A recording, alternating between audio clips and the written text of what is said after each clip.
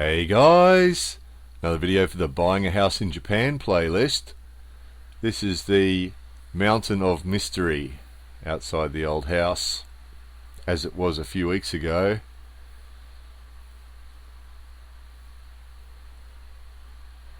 You remember seeing it from the interactive video, this scene of the carnage and mayhem.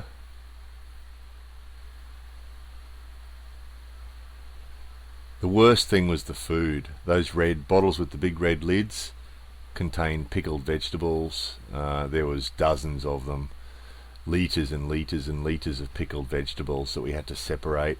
So Japan rubbish system being as it is, everything has to be separated into different categories, about 18 different categories. So you can see another bottle there with the red lid. There was about 30 of those, and then there was cans and bottles and all sorts of stuff that all had to be separated and broken up.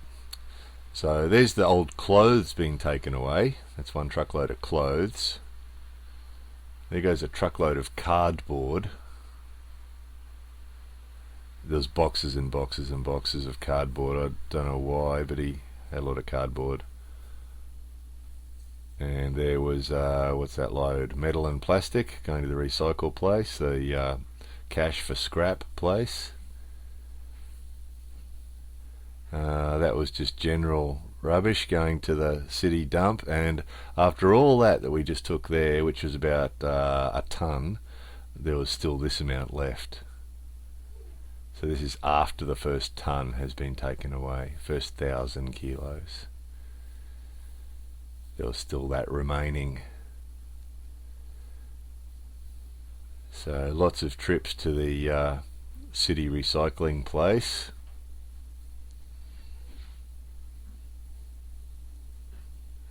And they made us do lots of weird stuff, as well as breaking everything into different categories.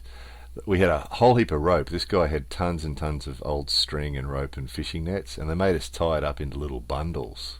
You couldn't just throw it in the big compacting machine, you had to tie it into bundles. And they do that here a lot. You have to tie up newspaper into bundles with string before you can dump it. I don't know why, but they insist on it. They made us separate the covers of the umbrellas from the umbrella frames, so we had to go through, there's lots of old umbrellas, we had to cut all the material off, separate it out into different materials. So once again, great for the environment, but you know, really time consuming. It took weeks to do all this. So what's that? That's plastic and metal, going to the plastic and metal company. That was the second load. We took over a ton of plastic and metal, and we got about $150 in return, $180 in return. That's general rubbish going to the city. That's another load going to the city recycling place. And here's a truckload of general rubbish. So if you've got things like food, so we took the food out of the bottles and drained away all the liquid and then put the food in the plastic bags. So general rubbish like that, you can put in these blue plastic bags, and then they go to another area. It's another category. So we're up to my favourite part of the video, the before and after. So this is what it looked like before we took 2 tons, before we took 2,000 kilos away. This is what it looked like. And it's sort of hard to really appreciate the disgustingness and horribleness of it without really seeing all the food. I actually did make a short video showing the disposing of some of the food in those bottles there, but it was just disgusting, and it didn't really sort of give us any sort of interesting sort of, it wasn't good enough for a video, so I deleted it. But yeah, that was the most disgusting, was the food. And then just how much stuff was here. It looks like there's a lot of stuff, but when you actually pulled out what you can see, there was just tons and tons of other stuff behind it all, you know, horrible old stuff.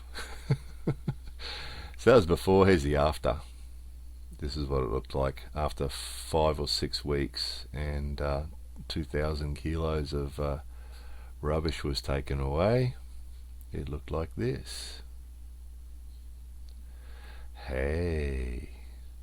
So the tools that were worth using have been put in a tool shed, and we'll show you sort of a workshop, so we'll get round to the workshop. When we finish sorting the workshop out, we'll do a before and after on that too. And the pottery was left there in those shelves, so there's lots of good pottery in those shelves, and the rest of the space is left sort of clean and open because it's a good useful space, this nice and clean and protected from the weather, so it's useful to do all sorts of outside things but in being protected. And we can also put cars in there, so you could put, I don't know, 4 small cars, I guess, easily. There's 2, so you could put another 2 or 3. But also you can use this access to get to the back of the house, so having it clear like that's really useful. So there's 2 cars out of the weather. So anyway, the mission continues. A few more big rooms to go. Lots of stuff still in the other building too, so don't worry guys, there's still another mountain of mystery. More videos coming soon.